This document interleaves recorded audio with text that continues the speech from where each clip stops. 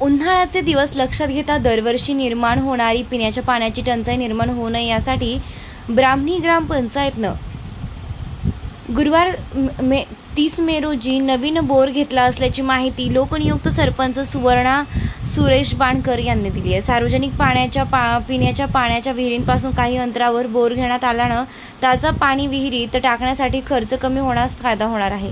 288 फुटावर पाणी लागलंय, 6 इंच पाणी लागेल। बोर एकूण 328 पर्यंत घेण्यात आलाय।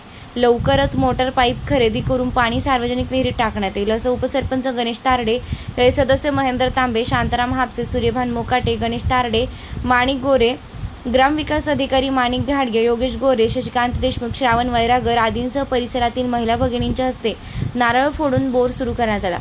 पाऊस वेळेत पडेल पण भविष्यात तीव्र स्वरूपाची पाण्याची टंचाई निर्माण होऊ नये या दृष्टीनं ग्रामपंचायतकडून नवीन बोर घेण्यात आलाय। कडक उन्हाळ्यात चांगले पाणी लागल्यानं दरवर्षी पाणी टिकण्याची शक्यता आहे।